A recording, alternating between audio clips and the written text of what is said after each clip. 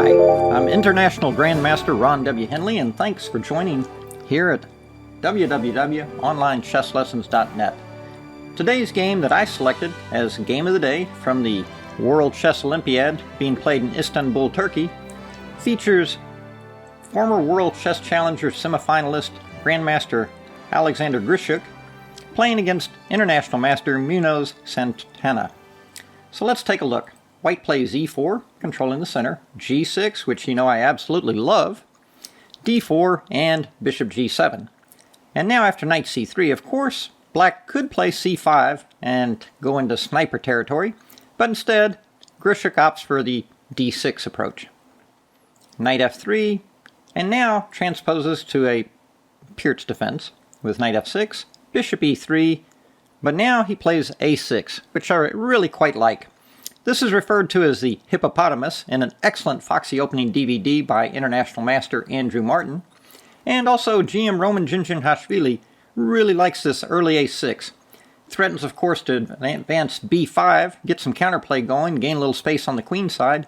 And the other point is that if white plays a4, now white's going to be much less inclined to castle queenside with his a-pawn compromised.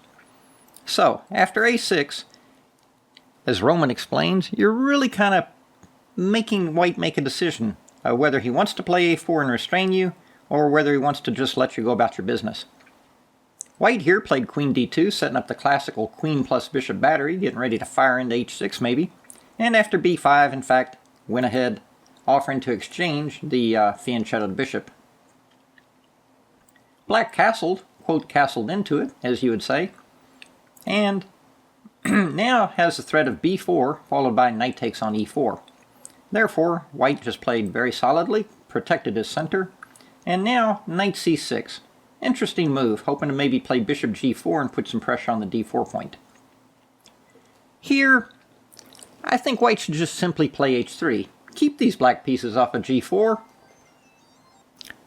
So my preference would be to play h3, take control of the g4 square, and just kind of preserve the pawn duo on d4 and e4. In the game, though, after knight c6, white went for knight d5. His idea here, of course, is he wants to exchange off a second black defender near the king side.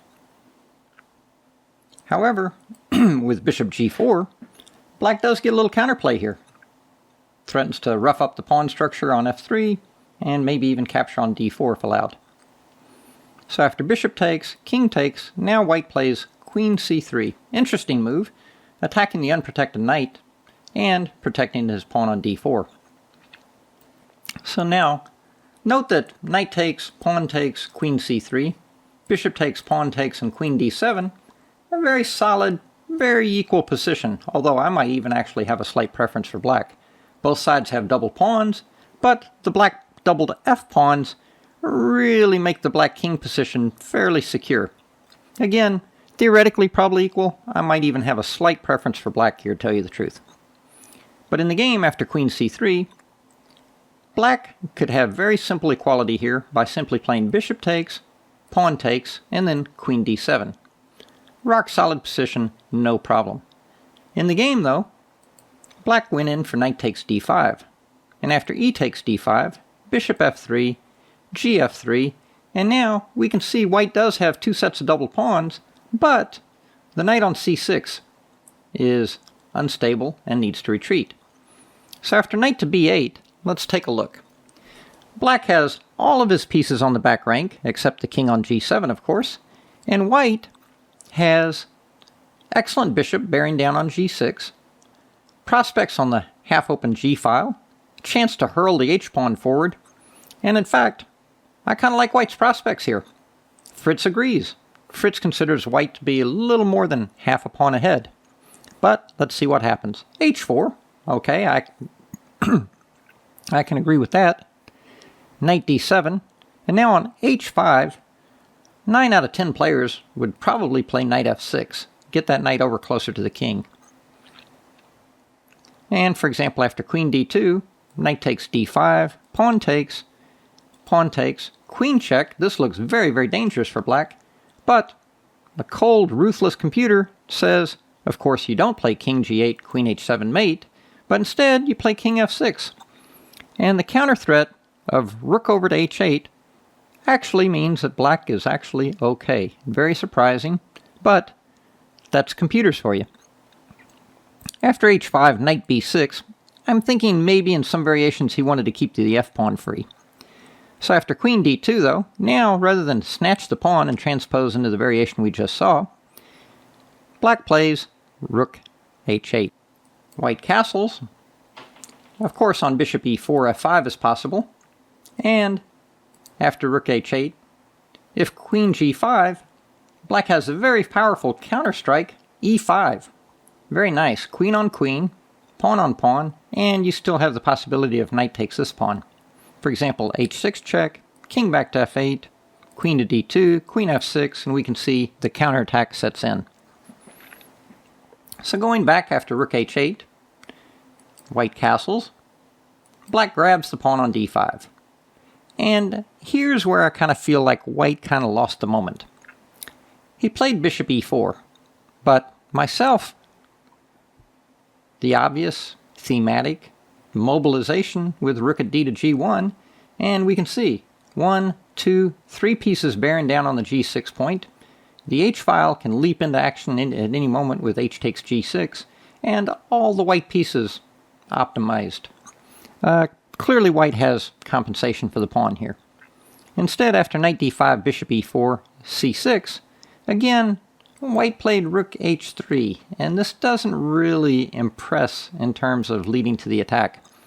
Much better again, the simple thematic rook at d to g1. So after rook h3, now black plays e6. And white shows his plan was to take, pawn takes, and then have f4 available for his queen.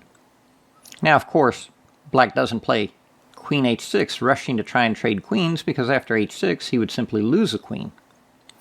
Instead, after queen f4, black plays very solidly queen e7, connects his rooks. And after queen h2, now we see white's idea is that he now threatens possibly rook over to h1, tripling up on the h-file. However, the astute g5, and suddenly the black king is quite a bit safer. With g5, he simply bypasses and leaves white all lined up on the h-file without too much to do. So after h6 check, king f8, and for the first time in quite a while, the black king can breathe a sigh of relief. After king b1, rook g8, and we even see the rook in the corner getting in the game. After f4, g4, and now rook g3. Probably better to put the rook on the c-file. Not clear what it's doing on g3. Now black plays queen f6. Very nice. From f6, d4, f4, and h6 pawns are all under the keen eye of the black queen. So now, white tries rook over to c3, but rook g6, and suddenly we can see the pawn on h6 is a bit extended. Notice you can't even defend it with rook h1 without allowing queen takes d4. So after rook g6, queen g3, and now I really like what black did here. Again, he's playing on the Russian Federation team, so of course he knows Russian rules. Russian rules are, my pawns are my pawns, your pawns are negotiable. Therefore, he simply plays queen f5, protecting his pawn and threatening to take the white pawn. Now, of course, he could play rook h6, queen g4, rook h4, queen g3, and simply take. This would also be a very good advantage for black. But I like what he did with queen f5. His goal is to capture the h6 pawn and keep more pawns around his king. So white could find nothing better than rook c6, but after rook h6, he now tries to confuse the issue with queen over. Had he captured on d6 right away, then rook h3 is quite strong, and on queen g1, simply rook f3. On queen h2, rook c8 is quite powerful, just juicing in on the c2 pawn. So in the game after rook h6, white plays a tricky queen a3, trying to confuse matters. Black simply takes the pawn on f4, and after rook d6, white sets up a possible nasty discovered check, but the black king just simply steps up to safety. And we can see the black king is very safe here. Has many more pieces and pawns surrounding it. White recoups a pawn on a6, but now black hits him with the thunderbolt. Queen takes d4. Beautiful exploitation of the back rank, because we can instantly see that rook d4 allows check and mate. So after queen takes d4, the white rook has to move away, and now another shot, b4, attacking the queen. White tries to play the tricky queen f3, hoping to play rook takes g4 check and snag the black queen, but the powerful rook g6 unpins and creates dual threats of rook takes rook and pawn takes queen. Therefore, white has nothing better than queen e2, and now rook takes, queen takes, and then one more shot to the head here with g3. This takes advantage of the pin from d4 to g1, and also takes advantage of the back rank, because on rook takes g3, simply queen d1 mate. So after g3, white decided he'd seen enough and tossed in the towel. So what I like about this game, I like this hippopotamus opening that black played. For white's part, he should have played h3, keeping control, maintaining his pawn duo and controlling the g4 square. A bit later, when white played this knight d5 idea, black, for his part, probably should have played something like bishop takes, pawn takes, and queen up. In the game, after knight b8, white had excellent attacking prospects. But a couple of key moves like rook h8, followed by knight takes on d5, got black back into the game. And here, white should still play rook at d to g1 and have full compensation for his pawn, but instead, I think this is where he lost the thread. Bishop e4 and rook h3.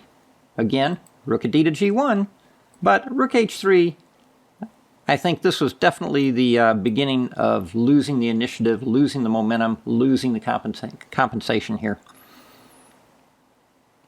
So white unveiled his plan with bishop takes, takes, and then queen f4, but after queen e7, queen h2, the very powerful defensive shot g5 totally blocked off the h-file, left these pieces useless, left white with a pawn deficit and bad pawn structure. From there, we can see that black was able to drop his king back, bring his rook over, and bring his queen up, and start eyeballing the weak pawns. Later, on queen g3, queen f5 was a nice touch, and then when white recaptured on d6, the deft king g7, rook a6, and then the powerful headshot, queen takes on d4, sacrificing the queen, which led to our final position with g3. An interesting performance by former World Chess Championship challenger Alexander Grischuk. I'm Grandmaster Ron W. Henley for www.onlinechesslessons.net. Thank you for taking time to join us today.